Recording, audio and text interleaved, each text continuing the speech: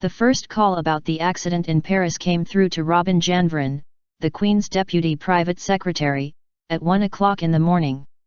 It was from the British ambassador in Paris, who had only sketchy news. Princess Diana had been injured, but no one knew how badly. Janvrin immediately telephoned the Queen and Prince Charles, who were in Scotland, asleep at Balmoral Castle. Meanwhile, in London, the prince's team were being woken and told the news, ironically, by the red-top tabloid press. Their information, which came directly from the emergency services, was more up-to-date than the ambassador's.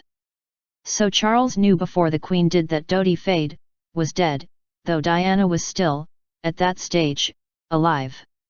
Never was the relationship between the prince and his mother thrown more starkly into relief than it was on that terrible night.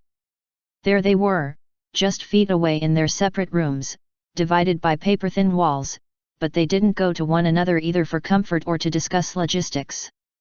The comforting was left to Camilla, 500 miles away at her home, Raymill, near Chippenham, Wiltshire, and other friends Charles called through what remained of the night.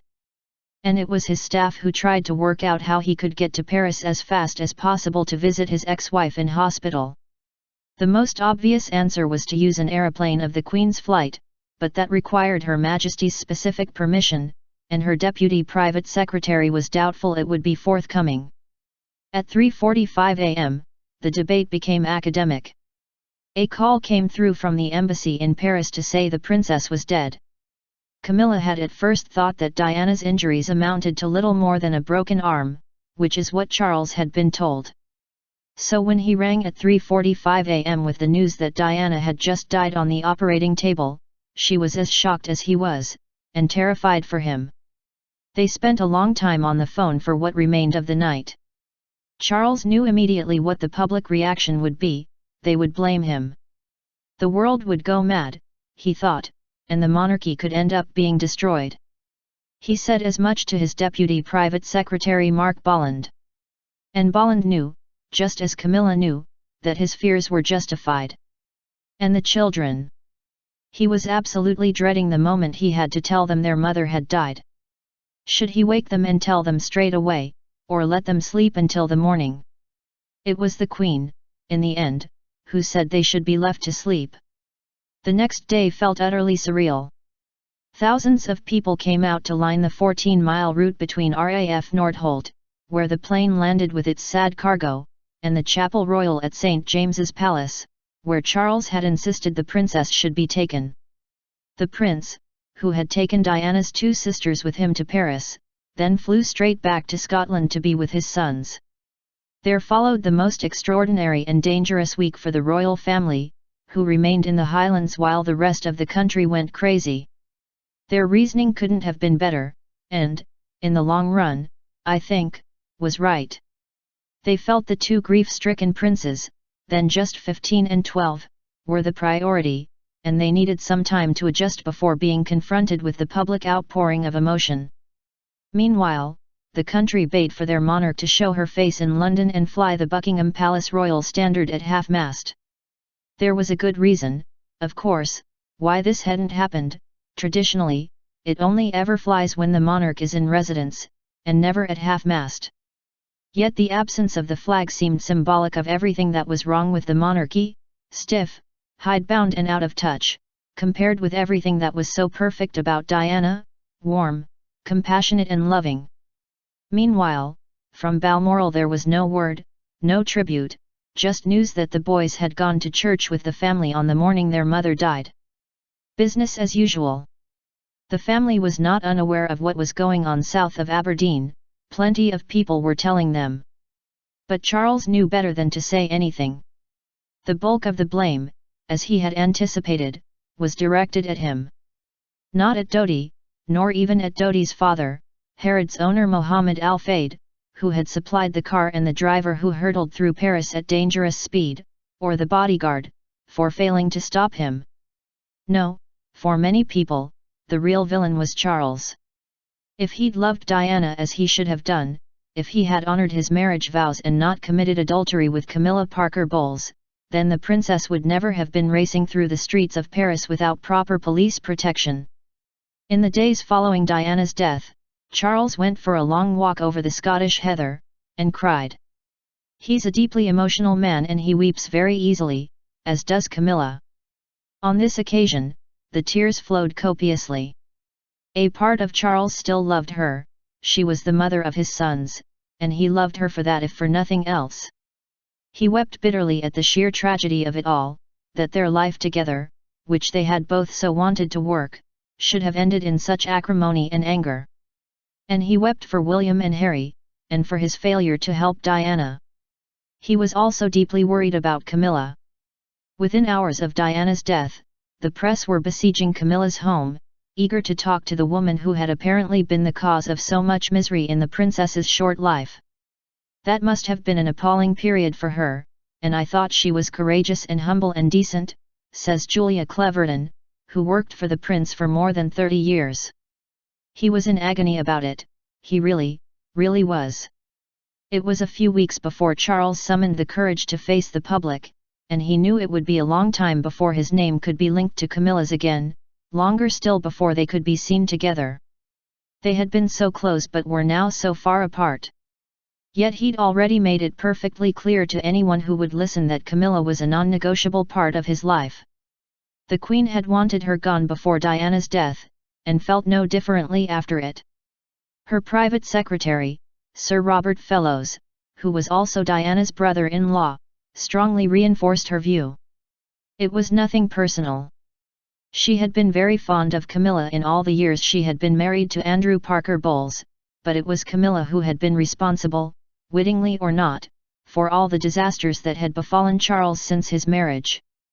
The Queen's stance was one of monarch, not mother, and therein lay the problem. Her son badly needed support and this woman had given it to him. William and Harry had returned to Highgrove after their mother's funeral, where Alexandra Legbork, known as Tiggy, was waiting for them. The 28-year-old daughter of a family friend, she was a delightful, bouncy nursery school teacher, who was like a big sister to the boys. The prince had contacted her after his separation from Diana, and asked her to keep an eye on his sons when they were staying with him. They adored Tiggy and she adored them, which the princess had found very hard to take. By good fortune, Tiggy had been at Balmoral with the princes on the day Diana died, and her presence there during that week was a godsend. Soon after they came back home, she impulsively decided to take them to a meet of the Beaufort hunt. The plan was for the boys to follow the fox hunt by car, as many people did. Seeing them arrive, Captain Ian Farquhar, the master of the hunt, went over and said very simply, "It's good to see you, sirs. I just want you to know we are all very sorry about your mother. You have our deepest sympathy and we were all incredibly proud of you on Saturday.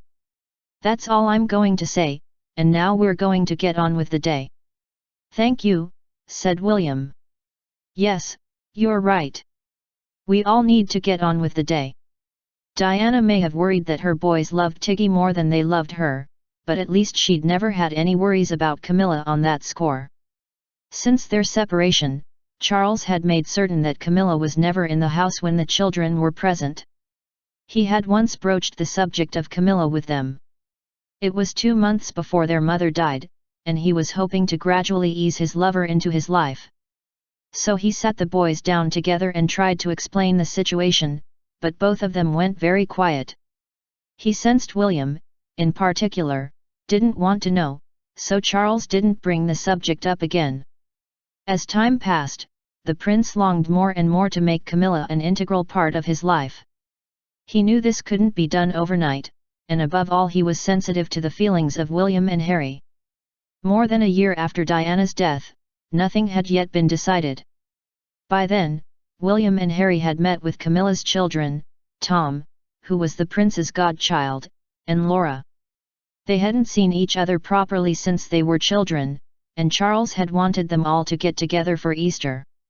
So he'd invited them to stay at Birkhall, the Queen Mother's former residence at Balmoral. And despite the difference in their ages, the four had got on well. William had even told his father he would now like to meet their mother. But Charles didn't press it. One day, William rang from Eton to say he was coming to London for the weekend. His call caught everyone on the hop. Neither of the boys was expected at York House, where Charles was living at the time, so Camilla was there. She immediately said she'd leave, but Charles said, "No, stay. This is ridiculous." He then rang William to tell him that Mrs. Parker Bowles was in the house, and to ask if that would be a problem. To which his son had answered, "No." Prince William wasn't expected till 7 that evening, but he turned up at 3:30 and went straight up to his apartment at the top of the house. Camilla was with her assistant, Amanda McManus, and feeling decidedly anxious, as they all were. Charles came to find her. "He's here," he said. "Let's just get on with it. I'm going to take you to meet him now." Then he took her upstairs, introduced her to his son and left them alone to talk. About half an hour later, Camilla came out saying, "I need a gin and tonic." She was joking. It had gone well. William was friendly, and Camilla was sensitive enough to know things had to go at his pace. She was a mother, after all, and understood how conflicting and difficult it was for him to meet her, particularly now that his mother was no longer alive. A few days later, William and Camilla met for lunch. And then she started spending the odd night in York House when he was there. But she never stayed at Highgrove when either of the boys was home. There were no memories for them of their mother at York House, but Highgrove was a different matter. It had been Diana's house. To celebrate their father's half-century in November 1998, William and Harry threw him an advance surprise party at Highgrove on July 31, with his godchildren and their parents among the guests. There was also one very special guest, Camilla. Whether or not it was because they knew she'd be there, Charles's parents stayed away from their grandson's party. However, all the prince's siblings attended, including Princess Anne, who, not without reason, Camilla found terrifying. Anne is a notoriously abrasive woman. The party was a huge success. Charles was enormously touched by the trouble his sons had gone to, and by the fact that they'd invited Camilla and put her in pride of place. Yet when the Queen gave an official 50th birthday party for Charles at Buckingham Palace on November 13, attended by 1,000 people, to celebrate his public work, Camilla, quite rightly, wasn't invited. It was one of the rare occasions when Charles's mother has praised him in public, for his diligence, compassion and leadership, and he, in thanking her, delighted everyone by calling her Mummy. But the public display of warmth between them that night belied the real situation. Despite the warm speeches, the prince was infuriated by his mother's continued hostility towards the woman he loved. The following evening, there was another big party at Highgrove on his actual birthday, organized for him by Camilla and their friends the Earl and Countess of Shelburne. It was an extravagant event, with 350 guests, among them foreign royals, politicians, actors, artists, comedians, and even Camilla's ex-husband Andrew Parker Bowles and their 2 children. The 2 people Charles really wanted to be there, however, stayed away. His parents had turned down the invitation, as had all 3 of his siblings. It was a watershed in his relationship with his mother. The Queen's presence at the party would have indicated, if not approval, at least a tacit acknowledgement of Camilla. But it was not to be. Indeed, the relationship between Buckingham Palace and St. James's Palace, mother and son, and the all-important courtiers, through whom they communicate, could not have been worse. So, in February 1999, when the younger and more amenable Robin Janvrin took over from Diana's brother-in-law Robert Fellows as the Queen's private secretary, there was a sigh of relief at St. James's Palace. Although Janvrin had snubbed the prince by refusing to see Camilla at York House, he had subsequently had an amicable meeting with her. He was sympathetic to the couple's situation. He hadn't intended to be rude, but he knew that what the Queen hates above all things is surprises. And he was right. If warned in advance of some departure from the norm, she is always 100% supportive, even if things go wrong. But that didn't mean that, more than a year on from Diana's death, she had changed her mind one iota about Camilla. The Queen still wanted her out of her son's life. And still Charles dug his heels in, insisting that his beloved Camilla wasn't going anywhere.